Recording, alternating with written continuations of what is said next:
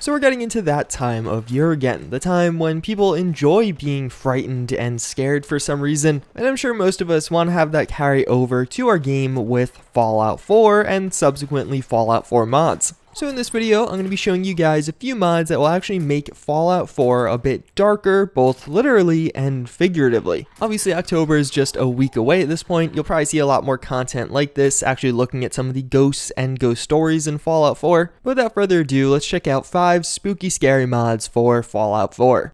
So it's pretty likely you've heard of the mod Darker Nights that make it so nights in Fallout 4 are considerably darker. And although yes, that is particularly fitting for this time of year, what about the other half of the game while you're inside? Well, for that we actually have the mod called Phylight, but we're using the Phydark option in this mod. More or less what it's going to do is actually take some of the lighting you see throughout some of Fallout 4's interiors and actually dim it. So for a lot of those abandoned buildings or even spooky scary alleys, they're just going to be a wee bit darker. I think this in particular makes some of those already tense situations even more tense when you probably know there's an enemy around but you just can't see them, or if you have that directional flashlight going on. The mod author actually uploaded a really good comparison on his own YouTube channel. I'll have it linked in the eye or in the description, but you can see just how much darker it actually gets as a result of installing this mod in select locations. I'm a pretty big fan of these changes. I think it's going to be a great companion mod to things like Darker Nights, since I know a lot of you guys already like using that directional flashlight. Just kind of adds in extra drama. There's another great one to add on to that same list.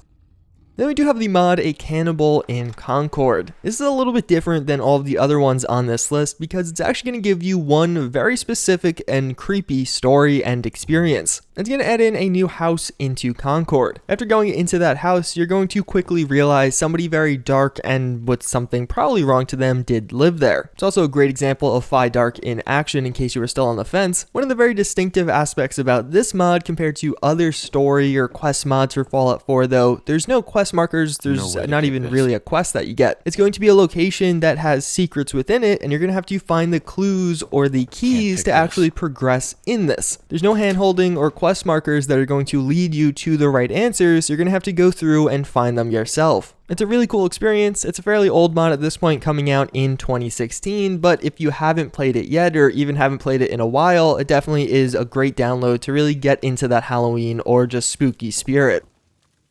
So if you enjoy like psychological horror or things that are like truly dark and gritty, I would say this is probably the best mod for that. Raider Children is going to do a few things. The first and most obvious though is actually add children among the ranks of raiders in Fallout 4. So yeah, it's pretty messed up. Sometimes you're going to have a group of raiders running at you and among them you're going to notice a few of them are quite short, and then upon further inspection you'll realize that was actually a kid who you just took down. It's something that actually fits into the game in a fairly lore friendly way. A lot of these children probably were looking for food or shelter, and maybe one of the only options they had was getting involved with a group that they didn't necessarily want to but had to for survival. One of the aspects of this that actually makes it even worse for me is the Raider children always have lower health. They're taken down considerably faster than regular full-size raiders, and it just is painful because you know what you just did and you can't take it back. And just in general, this mod's actually really well made. The Raider children have their own custom or modified Raider armors, and in addition, they're actually hand placed around the map in some of the various Raider bases. In some of these instances, you could actually see an insight as to what happened to people or children that maybe didn't want to join the ranks of the Raiders. It really just overall, I think, creates a darker vibe and feel from the Raider faction in Fallout 4, and again, it's probably one of the grittiest mods I've ever used.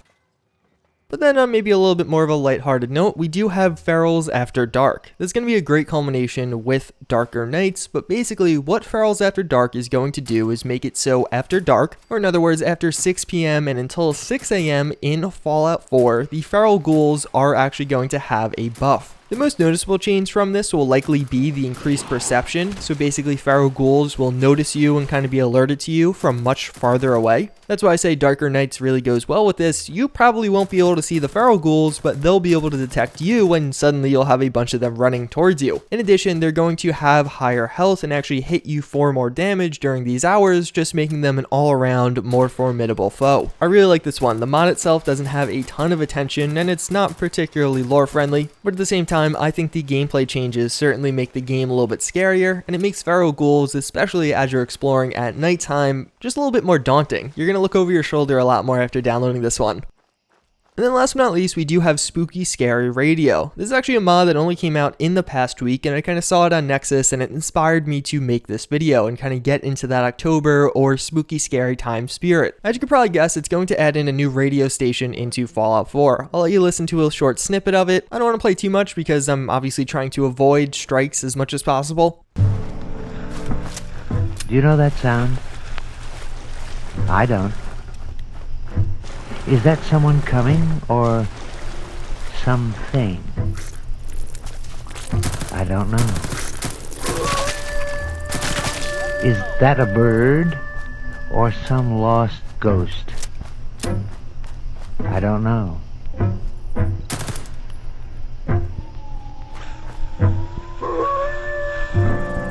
What are all those sounds, all those things, all those sounds that live in the dark?